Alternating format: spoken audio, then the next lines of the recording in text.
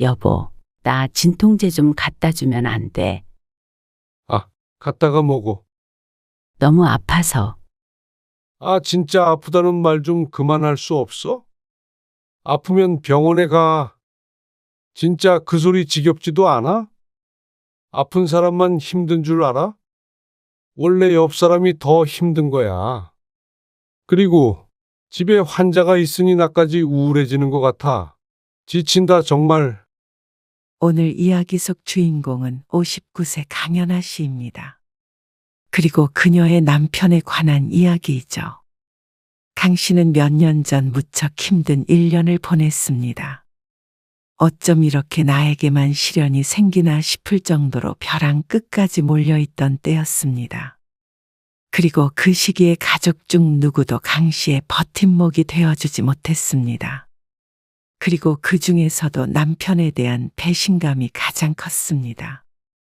몸이 아프고 큰일을 여러 번 겪으니 강 씨도 기댈 곳이 필요했습니다. 그리고 남편이 그 역할을 해줄 것을 바랐습니다. 하지만 안 그래도 힘든 강 씨의 등에 칼까지 꽂아버리는 남편을 보니 인생에 대해서 다시 생각하게 되었습니다. 이 사람을 내 평생의 반려자라고 생각하고 살아왔던 게 후회스러웠습니다. 아내가 아프던 말던 관심도 없고 어떻게 하면 갈라설 수 있을까 궁리하는 남편을 보고 강 씨는 고민을 했습니다. 그리고 아파 보니 알 것 같았습니다. 어떻게 살아야 하는지 말이죠. 강 씨는 남편을 먼저 버리고 남은 인생을 혼자 살아가기로 마음먹었습니다. 강 씨는 평범한 인생을 살았습니다. 20대 중반에 남편을 만나서 결혼한 뒤 아들 둘을 낳았습니다. 키우면서 속상할 때도 있었고 행복한 때도 있었고 그렇게 남들과 다를 것 없이 살았습니다. 평생 맞벌이를 했으니 몸은 힘들었어도 먹고 사는데 큰 지장은 없었습니다. 두 아들은 모두 따로 살고 있는데 큰아들은 이미 결혼을 했고 작은 아들은 취직을 해서 독립했죠. 자식들에 대한 큰 걱정은 없었습니다. 둘 다 공부를 잘했던 덕에 좋은 직장에 들어가서 제 앞가림 잘하며 살고 있었습니다. 작은 아들만 결혼시키고 강 씨 부부도 은퇴하면 남은 노후만 즐기며 살자 서로 다짐했습니다. 지금까지는 돈 벌고 살림하고 자식들 키우느라 그렇게 살지 못한 것 같았습니다. 물론 행복했던 일상적인 순간들이야 많았지만 좀 더 평화롭게 인생을 즐길 수 있는 노후를 바랐습니다. 조금만 기다려. 나 퇴직하면 당신도 일 그만두고 그때는 여행 다니면서 살자. 그럼 아무도 일 안 해? 아, 그래도 먹고 살만 하잖아. 정 불안하면 둘이 알바라도 하면서 지내면 되지. 그래? 재밌겠네. 여행 다니고 운동 같은 것도 배워보고 싶어. 운동 안 좋아하면서. 안 좋아하는 게 아니라 그만한 여유가 없었던 거지 뭐. 그래. 그것도 같이 하자. 부부간의 사이도 좋은 편이었습니다. 물론 살면서 다툰 적이야 셀 수 없을 만큼 많았지만 그래도 서로에 대한 믿음이 있었습니다. 어느 날엔가 남편과 함께 소파에 앉아서 TV를 보다가 어떤 프로그램을 보았습니다. 잘 기억은 나지 않지만 병에 걸린 남편이 입원해 있었고 그 아내가 간호를 하고 있었죠. 슬픈 사연이 흘러나오고 있었고 강 씨는 과일을 먹으며 남편에게 가볍게 얘기했습니다. 여보, 혹시 나 치매 걸리면 병수발 들지 말고 요양원 보내줘. 알겠지? 갑자기 무슨 소리야? 아니, 저거 보니까 갑자기 생각나서. 저 사람 치매도 아닌데. 아니, 그냥 생각났어. 치매 걸리면 가족이 더 고생스럽대잖아. 낫지도 않고. 뭐, 다른 병에 걸리면 수술하고 회복하면 되지만 말이야. 참나. 별 실없는 소리를 하고 있어. 요양원을 왜 보내? 그러면 당신이 병수발 들 거야? 내가 막 당신 얼굴도 못 알아봐도? 아, 당연한 소리를 왜 해? 정말? 그래. 아주 지극정성으로 돌볼 테니까 당신이나 나중에 나 늙었다고 구박하지나 말어. 그렇게 웃고 떠든 것이 불과 몇 년 전이었습니다. 그런데 말이 씨가 된 것인지 큰 걱정이 없다고 생각했던 강 씨를 비웃듯 불행은 찾아왔습니다. 남편은 곧 퇴직을 했습니다. 그리고 강 씨도 곧 일을 쉬려고 했을 때였습니다. 나 여기 뭐가 만져지는 것 같은데? 뭐가? 몰라? 혹 같은 거? 어디 봐. 남편이 강 씨의 겨드랑이 쪽을 만져보더니 고개를 갸웃거렸습니다. 진짜 있는 것 같은데. 뭐야? 글쎄, 내일 바로 병원에 가봐. 나 내일 출근하는데 아, 출근이 중요해? 그냥 피곤해서 생긴 거 아닐까? 당신이 의사야. 그냥 가서 검사해봐. 남편의 성화에 별 생각 없이 다녀온 병원에서 처음 유방암이 의심된다는 소견을 들었고 얼마 뒤에 바로 조직 검사를 했습니다. 그리고 3주 뒤에 유방암 진단을 받았습니다. 예고도 없이 한 달도 안 되어 암이란 말을 들었습니다. 수술 일정이 빨리 잡혔지만 강 씨는 얼떨떨했던 시간이 지나고 공포에 떨어야 했습니다. 가까운 주변에 암 환자가 없었는데 강 씨에겐 암이라고 한다면 사망 선고나 마찬가지였습니다. 하지만 그런 걱정이 무색하게 수술은 잘 끝났습니다. 걱정 많이 했지? 그걸 말이라고 해. 그래도 다행이다. 병원에 얼른 갔으니 망정이지. 그러게. 말 듣길 잘했네. 어쨌거나 수술 잘 됐다니까 걱정 없네. 남편도 한시름 놓은 듯 했습니다. 암 진단을 받은 후에 강 씨만큼이나 힘든 시간을 보낸 것이 남편이었습니다. 강 씨 앞에서는 의연한 척 했어도 안 볼 때 괴로워했던 것을 강 씨도 모를 리가 없었습니다. 그런데 수술도 수술이지만 항암이 더 힘들었습니다. 생각 같아서는 수술이 잘 됐다고 하니 항암은 안 했으면 했습니다. 그 정도로 무서운 게 항암이었습니다. 음식도 먹기 힘들고 기운도 없어지고 무엇보다 머리카락이 빠지는 것을 견딜 수가 없었습니다. 모자 쓰면 되잖아. 자꾸만 거울을 쳐다보고 울상을 짓고 있으니 남편이 혀를 찼습니다. 그래도 맨날 모자만 써? 뭐 어때? 여러 개 사서 돌려가면서 쓰면 되지. 그래도 다시 난다잖아. 걱정 마. 발효식품 같은 거 먹으면 좋다는데 이따가 된장국 끓여봐. 알았어. 남편은 퇴직 후에 집에 있으면서 강 씨와 함께 암에 좋은 음식 같은 걸 찾아보면서 지냈습니다. 계획은 많이 틀어졌지만 그래도 은퇴 후에 남편과 오붓하게 지내긴 했습니다. 하지만 항암이 한두 번으로 끝나는 것이 아니었기 때문에 회차가 거듭될수록 강 씨도 남편도 지쳐갔습니다. 4번쯤 항암을 받자 강 씨는 각종 부작용에 시달렸습니다. 가장 먼저 식욕이 급격히 떨어졌습니다. 그리고 쉽게 피로해져서 잠자듯이 누워있는 때도 늘었습니다. 밥 안 먹어? 속이 안 좋네. 또? 당신 거울 봐. 살이 너무 빠졌잖아. 이따가 챙겨 먹을게. 미안한데 당신이 좀 챙겨 먹을 수 있어? 그러자 남편이 잠시 강 씨를 응시하다가 고개를 끄덕였습니다. 항암을 하고 와서 며칠간은 특히나 심했습니다. 밥 차리는 것은 고사하고 무언가 먹기도 힘들었습니다. 이렇게까지 심하지 않은 사람들도 있다는데 부작용인지 무엇인지 참 힘든 나날을 보냈습니다.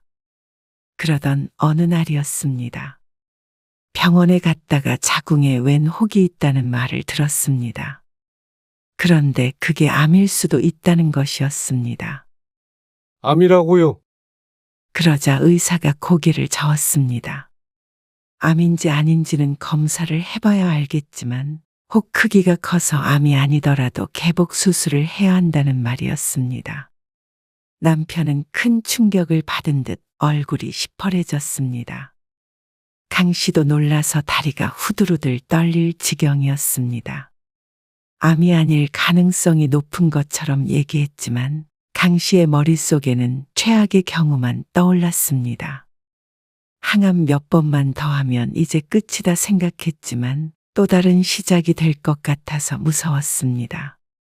검사를 하고 집으로 돌아오는 길이 기억나지 않았습니다. 어떻게 집에 온 것인지 순간이동이라도 한 것 같았습니다. 집에 도착한 뒤에도 한참을 말이 없었습니다. 그리고 남편도 마찬가지였습니다. 1시간가량 서로 말을 하지 않고 앉아 있었습니다. 그러다가 몸이 무너질 듯 지쳐서 먼저 방으로 들어가서 누웠습니다. 너무 가혹한 현실을 마주한 탓에 강 씨는 남편을 챙길 수 없었습니다. 다음 날도 그 다음 날도 정신없이 하루하루를 보냈습니다. 검사 결과가 나오는 날까지 그렇게 될 것 같았습니다. 남편은 답답한지 자꾸만 외출을 했습니다. 강 씨도 차라리 그게 낫다고 생각했습니다. 근심 걱정이 있는 두 사람이 같은 공간에 있으면 더욱 숨이 막힐 테니 말이죠. 당신 밥 먹었어? 방에 있다가 나와보면 남편은 대부분 없었습니다. 대충 챙겨 먹고 들어가 있고 또 가끔 나와보고 그렇게 며칠을 보냈습니다. 그러다가 부엌에서 남편과 마주쳤습니다. 빵 먹었어. 왜 빵을 먹어? 그러자 남편이 한숨을 쉬며 말했습니다. 미간은 한데 모아진 채였습니다. 집에 뭐가 있어야 먹든 말든 하지. 그러면서 심란한 듯 집을 둘러보았습니다. 그제서야 집 상태가 눈에 보였습니다. 소파 위에 빨래가 널려 있었고 부엌도 어수선했습니다. 내가 대충 치우긴 했는데 사람 사는 것처럼 살아야 할 거 아니야. 아직 결과도 안 나왔는데 왜 그래? 계속 그렇게 지낼 거야? 밖에서 밥 먹고 들어올게. 그러면서 남편은 나가버렸습니다. 아마도 기운 없이 있는 강 씨가 답답한 모양이었습니다. 강 씨는 남편의 말에 조금 서운하기도 했지만 또 미안한 마음이 들었습니다. 스스로 추스르기 급급해서 너무 남편에게 신경을 못 쓴 것 같았습니다. 강 씨는 소파에 앉아서 남은 빨래들을 정리했습니다. 그리고 오랜만에 걸레질도 했습니다. 몸은 힘들었지만 몰두할 게 있으니 오히려 정신적으로는 나아졌습니다. 그리고 며칠 뒤에 결과가 나왔을 때는 가슴을 쓸어내려야 했습니다. 다행히 암이 아니라고 했습니다. 하지만 수술을 해서 떼어내긴 해야 한다고 했는데 항암이 끝난 이후에 하기로 했죠. 그래도 그게 어딘가 싶었습니다. 암이 아니라면 수술만 하면 됐습니다. 남편도 모처럼 표정이 밝아 보였습니다. 하지만 그렇다고 끝은 아니었습니다. 아직도 항암이 여러 번 남았으니 말이죠. 그리고 다행이라고 생각했던 것이 무색하게 강 씨는 항암 부작용으로 고생을 해야 했습니다. 토할 것 같아? 남편의 말이 떨어지기가 무섭게 강 씨는 화장실로 달려갔습니다. 그리고 변기를 부여잡고 헛구역질을 했습니다. 약을 먹었는데도 소용이 없었습니다. 자꾸 토를 하니 입안과 목은 항상 염증을 달고 살았습니다. 안 그래도 식욕이 없는데 입속까지 그러니 밥을 먹기가 힘들었습니다. 강 씨는 누가 보아도 병색이 완연했습니다. 오히려 암 수술 전보다도 아파 보였습니다. 그때까지만 하더라도 건강 체질이었는데 말이죠. 미안. 못 먹겠다. 남편도 입맛이 떨어진 듯 했습니다. 숟가락을 내려놓더니 천장을 잠시 쳐다보았습니다. 밥상머리에서 구역질을 해대니 당연히 먹고 싶지 않았겠죠. 여보, 이것 좀 붙여줘. 구토를 억제하는 패치를 붙이려고 남편에게 내밀었습니다. 등에 붙여야 해서 남편이 붙여주곤 했습니다. 남편은 TV를 보다가 말고 패치를 받아들었습니다. 그리고 말없이 강 씨의 등에 대고 붙이는데 그 손길에서 귀찮은 기색이 느껴졌습니다. 어쩌면 강 씨의 착각일지도 모르겠지만 요즘 들어서 자주 느끼는 기분이었습니다. 난 내일 아침 일찍 나가. 어디가? 그냥 친구들 좀 만나러? 늦게 와? 그렇겠지. 한잔하고 들어올 거야. 그래. 그렇게 해. 올 때 수박 좀 사와줘. 수박 먹으면 좀 나은 것 같아. 술 먹고 수박을 어디서 사와? 그런가? 당신이 마트 가서 사와. 그 정도는 괜찮잖아. 항암하는 사람들 다 똑같이 잘 살더라. 당신이 좀 유별난 것 같아. 남편은 보던 TV를 끄더니 먼저 안방으로 들어갔습니다. 그런 사람도 있을 것이었습니다. 강 씨도 항암하기 앞뒤로가 가장 심했고 그게 아니라면 그래도 이 정도로 힘들어하지 않았습니다. 그런데 남편은 그런 생활에 지친 듯 보였습니다. 그래서 강 씨를 타박했습니다. 귀찮아한다는 건 어렴풋이 알았지만 이렇게 직접적으로 말한 것은 처음이었습니다. 그리고 그때부터 남편은 속마음을 숨기지 않았습니다. 어느 날 강 씨가 소파에 누워서 TV를 보고 있는 남편에게 말했습니다.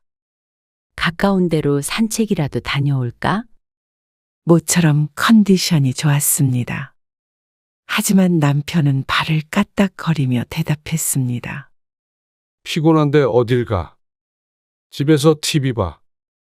그래도 바람 좀 쐬고 싶어. 더워서 나가봤자 땀만 나. 그냥 있어. 또 힘들다고 골골대지 말고. 골골 안 댈게. 아, 됐어. 그러면 옆 사람만 힘들어. 평소처럼 방에 누워서 쉬어. 그 말에 얼마나 섭섭하던지 눈물이 찔끔 날 것 같았습니다. 강 씨가 노력하는 것은 남편 눈에는 보이지 않는 것 같았습니다. 나 사과 하나만 깎아주고 들어가. 그러면서 시선은 여전히 TV를 향해 있었습니다. 강 씨는 그런 남편을 물끄러미 쳐다보았습니다. 같이 일을 할 때도 집안일은 대부분 강 씨가 했습니다. 퇴근 시간이 남편보다 빠르기도 했고 그게 마음이 편하고 빨랐습니다. 그래서 남편에게 밥 차리라는 소리도 한 번 안 해봤습니다. 그러면 남편은 가끔 설거지를 해주고 쓰레기를 버리는 일을 했습니다. 그런데 요즘 같은 때는 강 씨도 남편이 야속했습니다. 다른 것도 아니고 몸이 아픈데 말이죠. 지난번에 집에 먹을 게 없다느니 사람 사는 것처럼 살자느니 했던 것이 강 씨를 탓하는 말이었던 것 같았습니다. 걱정해서 하는 말이 아니고 말이죠. 남편은 자주 집을 비웠지만 집에 있을 때면 강 씨가 삼시세끼를 차리길 바랐습니다. 항암을 할 때는 그마저도 힘들어 남편 혼자 나가서 사 먹고 올 때도 있었지만 다른 때는 늘 이렇게 강 씨에게 이거 해라 저거 해라 했습니다. 처음엔 이것저것 적극적으로 도와주려 하더니 이제는 강 씨가 아무리 힘들어해도 집안일은 손 하나 까딱 안 하려고 했습니다. 하지만 암 진단을 받은 지 1년도 안 지난 상태였습니다. 몇 년 투병 생활을 하기라도 했으면 억울하진 않았습니다. 몇 달이었습니다. 아픈 강 씨에게는 그보다 길게 느껴졌지만 남편은 더 길게 느껴진 모양이었죠. 강 씨도 화가 나서 아무것도 하지 않았던 적이 있었습니다. 하지만 남편도 불만이 많았던 모양이었습니다. 그래. 집을 그냥 돼지 우리로 해놓고 살자. 맨날 아프다는 핑계로 아무것도 안 하면 나 혼자 어떻게 하라는 거야. 그동안 강 씨가 차려준 밥은 잊은 모양이었습니다. 입고 있는 옷을 누가 빨았는지도 잊은 모양이었죠. 기가 막혀서 아무 말 않고 있자 남편은 다 지겹다는 듯 머리를 벅벅 긁더니 집을 나갔습니다. 물론 밤늦게 돌아오긴 했지만 강 씨는 충분히 속상했습니다. 안 그래도 우울함에 허덕이고 있는데 남편 때문에 더욱 괴로웠습니다. 그러다가 주말에 작은 아들이 집에 왔습니다. 근처에서 친구를 만나기로 했다고 술을 마시고 하루 자고 가겠다고 했습니다. 항암이 뭐가 잘못되고 있는 거 아니에요? 오랜만에 강 씨의 얼굴을 보더니 작은 아들이 놀라서 물었습니다. 아냐, 이럴 수 있대. 근데 몇 번 안 남았으니까. 강 씨만 이런 줄 알고 병원에도 몇 번 물어봤지만 처방받는 약만 늘었습니다. 그리고 드문 경우도 아니라고 했습니다. 그러니 견딜 수밖에 없었죠. 그리고 그날 새벽 강 씨는 한참을 뒤척였습니다. 면역이 약해져서 그런지 자꾸만 위염이나 방광염 같은 것에 걸리곤 했는데 아랫배가 쥐어짠 듯 아파서 견딜 수가 없었습니다. 어쩌면 스트레스 때문일 수도 있었죠. 여보, 진통제라도 먹어야겠다 싶어서 강 씨가 남편을 흔들었습니다. 자고 있는데 미안하지만 식은 땀이 나서 도저히 일어나기가 힘들었습니다. 여보, 나 진통제 좀 갖다 주면 안 돼. 아, 갔다가 먹어. 너무 아파서. 아, 진짜 아프다는 말 좀 그만할 수 없어? 남편은 자다 말고 갑자기 강 씨에게 버럭 언성을 높였습니다. 순간 강 씨는 고통까지 잊혀지는 듯 했습니다. 아프면 병원에 가. 진짜 그 소리 지겹지도 않아? 아픈 사람만 힘든 줄 알아? 원래 옆 사람이 더 힘든 거야. 지난번에는 집에 환자가 있으니 자신까지 우울해지는 것 같다고 지나가며 뱉은 남편의 말에 상처를 받은 적이 있었습니다. 그때는 그럴 수도 있겠다 싶어서 아무 말 안 했지만 너무한 게 아닌가 싶었습니다. 강 씨도 아픈 것으로 남편을 귀찮게 하고 싶은 마음은 추호도 없었습니다. 아프다는 핑계로 뭘 해달라고 한 적도 손에 꼽았습니다. 등에 뭘 붙여달라거나 하는 그런 사소한 것뿐이었죠. 그런데 아파서 끙끙대고 있는 아내를 보고 남편이라는 사람이 어떻게 이렇게 짜증을 낼 수 있는지 몰랐습니다. 강 씨는 뜨거운 눈물이 뚝 떨어지는 걸 느꼈습니다. 어둠 속에서 남편은 보지 못했지만 말이죠. 그날 새벽 강 씨는 한숨도 못 자고 약을 먹었다가 거실에 누웠다가 밤새 뒤척이며 앓았습니다. 그리고 그런 그녀를 신경 쓰는 사람은 없었습니다. 다음 날 아침 아들은 병원에 가보라며 집으로 돌아갔고 남편은 골프 약속이 있다며 집을 나섰습니다. 그러니 강 씨는 세상에 혼자 남겨진 기분이 들었습니다. 환자가 된 지 몇 달 만에 어쩜 이렇게 사람이 손바닥 뒤집듯 바뀔 수가 있나 싶었습니다. 그것도 수술 잘 받고 항암 치료를 하고 있는데 말이죠. 몰골을 보면 건강 상태가 좋지 않아 보였지만 항암을 하려면 어쩔 수가 없었습니다. 항암만 끝나면 모든 게 제자리로 되돌아올 것이라고 믿었습니다. 하지만 남편은 그렇게 생각하지 않는 것인지 뭔지 그 속을 알 수가 없었습니다. 그런데 항암을 마쳤다고 끝이 아니었습니다. 이미 약해진 몸은 쉽게 아팠습니다. 항암이 끝나고 강 씨는 무척 기뻐했습니다. 이제 다 나았다고 생각했습니다. 그리고 암 진단을 받은 지 1년이 조금 넘었을 때 강 씨는 독감으로 입원을 했습니다. 남들이라면 금방 이겨냈겠지만 면역이 떨어지니 입원이 불가피했습니다. 그리고 며칠 뒤 퇴원했을 때는 강 씨의 마음속에 무언가 변화가 시작된 듯 했습니다. 입원할 때는 큰아들이 왔고 퇴원할 때는 작은 아들이 왔습니다. 그리고 남편은 한 번 와서 거의 인사만 하고 돌아갔다고 해도 과언이 아니었습니다. 그냥 친척이 왔어도 그보다 오래 머물다 갔을 것이었습니다. 하지만 남편은 또 이러네 하는 표정으로 잠시 앉아 있다가 가버렸습니다. 퇴원한 뒤에는 강 씨와 남편은 거의 대화를 나누지 않았습니다. 서로 말은 안 해도 서로에 대한 불만이 많은 것 같았습니다. 아슬아슬한 생활이 지속되고 있던 어느 날 남편이 말했습니다. 핸드폰 좀 빌려줘봐. 왜? 내 핸드폰 어디다 뒀는지 몰라서. 뭐 좀 찾아봐야 돼. 잠깐 줘봐. 그 말에 강 씨는 머뭇거리며 휴대폰을 내밀었습니다.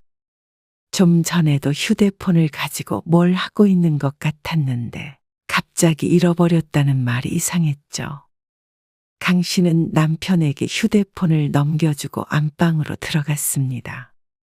그리고 한참이 지난 후에 남편이 다 썼다며 휴대폰을 던져두고 갔습니다. 뭐가 이상하다고 생각했지만 알 수가 없었죠. 그리고 이상한 일은 그게 끝이 아니었습니다. 며칠 뒤에 안방에 누워있던 강 씨는 서랍장이 이상해서 자리에서 일어났습니다. 서류들을 보관하는 서랍장이 덜 닫혀 있었고 그 사이로 봉투가 삐죽 나와 있었습니다. 거의 열어보지 않는 서랍인데 남편이 열어본 모양이었습니다. 종이가 튀어나와 있는 것이 신경 쓰여서 다시 넣고 서랍을 닫았습니다. 그런데 남편이 문을 열고 말했습니다.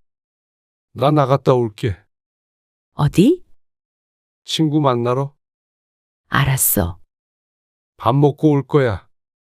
그 말에 강 씨도 고개를 끄덕였습니다. 현관문 닫히는 소리가 들리고 강 씨가 거실로 나갔습니다. 그런데 바로 옆에서 띠링하는 소리가 들렸습니다.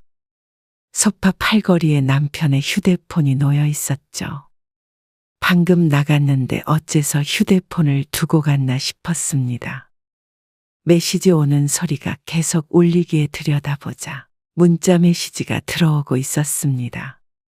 휴대폰 화면에 메시지 내용이 연이어 뜨는데 자꾸 넘어가서 다 읽지는 못했지만 어떤 단어들이 눈에 띄었습니다.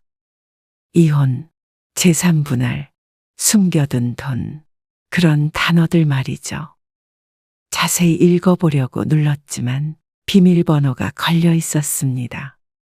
떨리는 가슴으로 남편의 휴대폰 비밀번호를 쳐보았지만 잘못된 번호라는 메시지가 떴습니다. 그러던 찰나에 현관문에서 비밀번호를 치는 소리가 들렸습니다. 강 씨는 왠지 죄라도 지은 것처럼 화들짝 놀랐습니다. 뭐해? 여기 휴대폰 두고 갔네. 강 씨는 애써 태연하게 대꾸했습니다. 그러자 남편이 눈을 가늘게 뜨더니 강 씨 손에 들려있던 휴대폰을 낚아채 갔습니다. 갔다 올게. 의심스럽다는 듯이 한번 쳐다보더니 빠르게 밖으로 사라졌습니다. 비밀번호가 있으니 휴대폰 안은 못 들여다봤을 거라고 생각하는 듯 했습니다. 남편이 간 뒤에 강 씨는 찬물을 벌컥벌컥 마셨습니다. 모든 메시지를 읽지는 못했지만 남편의 의중을 알 것 같았습니다. 강 씨도 모르게 이혼을 생각하고 있을 줄은 몰랐습니다. 강 씨는 식탁 앞에 주저앉았습니다. 그리고는 몇 년 전에 남편과 나눴던 대화를 떠올렸습니다. 치매에 걸려도 요양원에 보내지 않고 끝까지 돌보겠다던 남편. 그런 남편이 어떻게 몸도 좋지 않은 아내를 2년도 기다려주지 않는지 몰랐습니다. 배신감에 지가 떨리기도 했고 슬픔에 눈물이 흐르기도 했습니다. 자꾸만 아프다고 하는 게 지겨웠는지 아니면 허약한 배우자가 부담스러웠는지 행복한 노후를 약속했지만 이렇게 의미 없이 흘러가는 시간이 아까웠는지 이유가 어떤 것인지는 짐작할 수 없었지만 남편은 더 이상 강 씨와의 미래를 생각하고 있지 않은 듯 했습니다. 강 씨라고 남편과의 관계에서 힘든 게 없었던 건 아니었습니다. 입원했을 때 남편의 행동에도 실망감이 컸습니다. 그래서 잠시나마 그런 생각을 한 적도 있었습니다.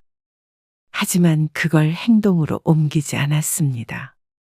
다시 건강해지기만 하면 돌이킬 수 있다고 생각했습니다. 아무래도 같이 사는 사람이 아프면 같이 고생해야 하는 게 맞으니 말이죠. 그래서 좀 더 노력해보고 싶었습니다. 하지만 남편은 그럴 생각이 전혀 없었던 것이었습니다. 언제부터 그런 생각을 했는지, 언제부터 준비를 했을지는 몰랐습니다. 그런데 생각해보니 휴대폰을 빌려갔다고 했던 것도 무언가 확인하려는 행동 같기도 했습니다. 그리고 서랍장에는 통장이나 보험약관 같은 것들이 들어 있었습니다. 어쨌거나 남편이 무엇을 하려는지는 분명해 보였습니다. 오늘 휴대폰을 보지 못했다면 예상도 못한 채로 이혼을 당했을지도 몰랐습니다. 그렇게 생각하니 눈앞이 깜깜해지는 듯했습니다. 강 씨는 순간 절대로 이혼해 줄 수 없다는 생각을 했습니다. 누구 좋으라고 이혼을 하나 싶기도 했습니다. 평생 곁에 붙어서 병수발 들게 하거나 회복되더라도 이렇게 대했던 걸 내내 후회하도록 원망하며 살아야지 생각했습니다. 강 씨의 눈은 도끼로 번들거렸습니다. 남편은 밤늦게 집에 들어왔습니다. 11시가 넘어가는 시간이었습니다. 뭐야, 안 잤어? 맨날 졸리다고 그러더니.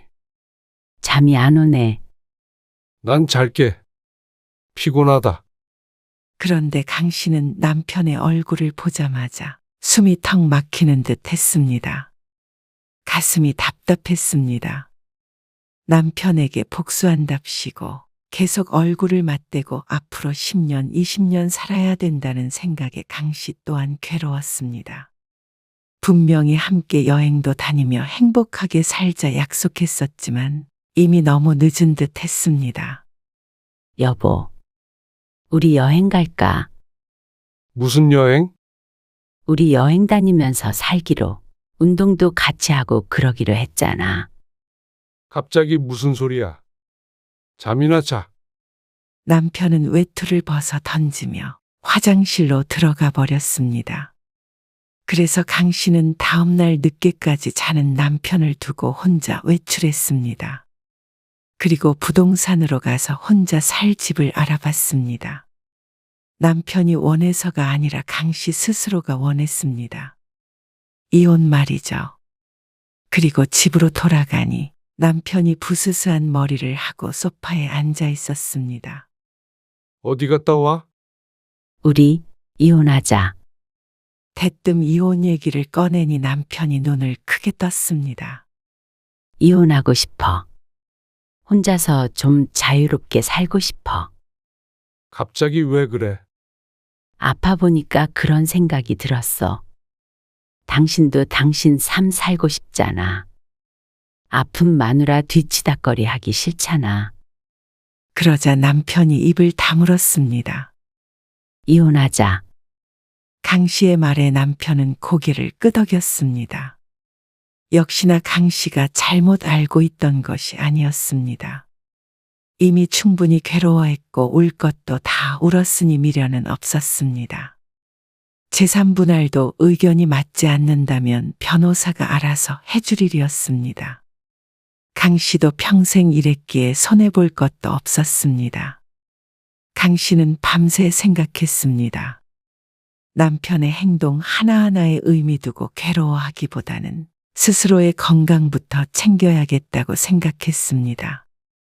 아픈 와중에 남편 눈치 보고 살아야 하고 뒷바라지까지 하고 있다고 생각하니 더 우울한 것 같기도 했습니다. 남편과 자식들의 무심함이 강 씨를 더 괴롭히고 있는 것 같았습니다. 강 씨도 이제는 그런 가족들에게 미련을 버리기로 했습니다. 고작 1, 2년을 기다려주지 못하는 남편에게도 지쳤습니다. 완치가 된다고 하더라도 평생을 함께하고 싶지 않았습니다. 아파 보니까 알 것 같았습니다. 자식이나 돈, 남편보다도 중요한 게 있었습니다. 내 건강이 내 삶의 1순위라는 사실이었습니다.